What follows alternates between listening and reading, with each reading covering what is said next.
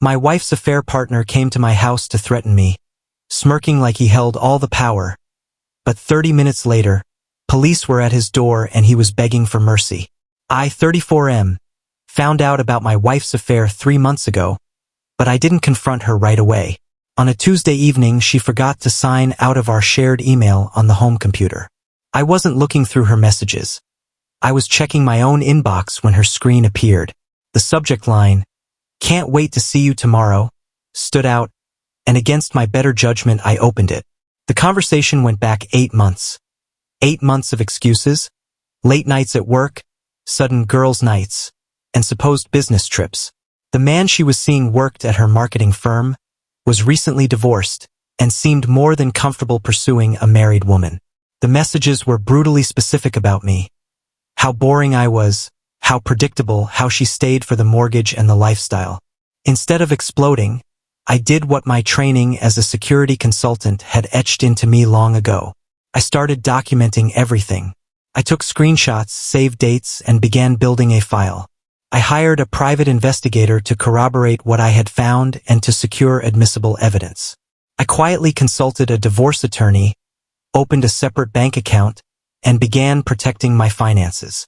To everyone else, I seemed normal. I kept our routine, talked about everyday things, and even attended her office holiday party where I shook hands with her affair partner. He was smug, almost playful, like he was in on a secret. That handshake told me all I needed to know about his character. The investigator's report was methodical.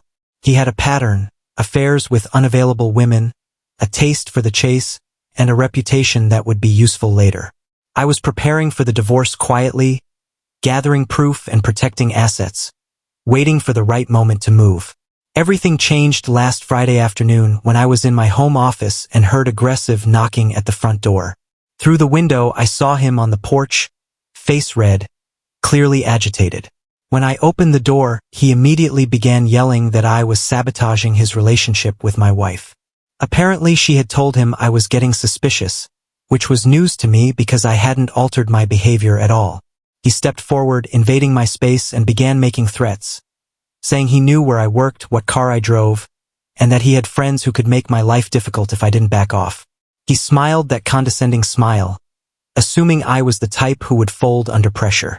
I listened to his rant without a word, nodded once when he finished, and closed the door behind me. I moved to my computer. During my background checks on him, I had uncovered a sealed juvenile record that had been expunged. But expunged didn't mean gone if you knew where to look. When he was 17, he'd been arrested for assault in a road rage incident. The charges were dropped because he was a minor, yet the report lived somewhere in the system. More crucially, he was on probation for a DUI from around the time the affair began, and the terms were strict. No alcohol, no aggressive behavior, no unnecessary contact with law enforcement. One violation would mean jail time. I pulled up my doorbell camera footage. The confrontation was recorded in clear video and audio. I had his license plate from when he parked in my driveway and timestamps showing exactly when he arrived and how long he stayed. I called the non-emergency police line to file a report for criminal threats and harassment, told them I had video evidence, explained his probation status, and asked for an officer to take a statement. While I waited, I confirmed that threatening someone on their own property could be treated as aggravated harassment in our state, which combined with a probation violation would be far more serious than a simple warning. The officer who arrived was professional and took everything seriously once I showed the footage, the plate number, and the investigator's findings. About 30 minutes after the police left my house, I received a call from an unknown number. It was him panicking.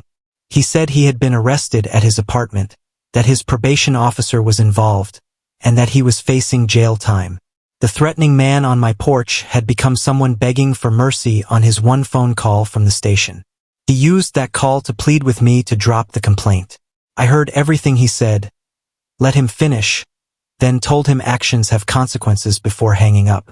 The next day, a detective called to confirm the man had been formally charged with criminal threats and harassment and that his probation was revoked.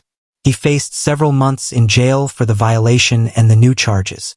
When my wife came home that Saturday morning in tears, claiming her boyfriend had been arrested, I took the opportunity to reveal what I had known for months. I showed her the security footage of him making threats on our porch. Her face turned pale watching the video. She tried to excuse him at first, saying he was just emotional, but I was clear that whether he meant it or not didn't matter. He had threatened me on my own property while on probation, and now he would face the consequences. I told her about the divorce papers I had already filed, about the evidence I had collected, and about the investigator's report. She asked why I hadn't confronted her earlier. I said I wanted certainty and I wanted to protect myself legally and financially. I admitted I had hoped she would end it on her own, but it was clear she wouldn't. The divorce moved quickly because I had done the work ahead of time. Her boyfriend ended up serving 4 months, 2 months for the probation violation and 2 months for the criminal threats charge, and he lost his job due to a morality clause in his contract. He eventually cut contact with her after his release, choosing a quieter life elsewhere. She moved in with her sister while we sorted property, and because I had protected my assets, the settlement was favorable to me. I kept the house, my retirement account stayed intact, and she covered her own legal fees. The most satisfying part was that I never stooped to their level. I never broke the law, never lost my temper publicly, and never did anything unethical. I documented their behavior, followed legal channels, and let their choices create their own consequences.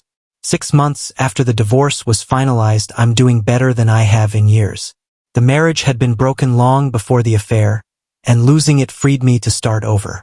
I'm dating casually, appreciating genuine conversation, laughter, and someone who wants to be present. I heard that her ex-boyfriend never reconciled with her after prison, that he moved away and tried to rebuild his life, and that she struggled initially but slowly began to recover. I don't take pleasure in her hardship. I feel relief for myself. The whole ordeal taught me that the best revenge is often protection and patience. To document, prepare, and let the system work. The security cameras stayed up not out of paranoia but because evidence matters when people choose to behave recklessly. That 30 minutes of footage changed everything. In the end, all I did was open the door, listen to a fool make irresponsible threats, and walk back inside to make a call. 30 minutes later, his world was collapsing because of choices he had made. Consequences don't care about intentions, they follow actions. Sometimes staying calm, thinking clearly, and letting people defeat themselves is the strongest move you can make.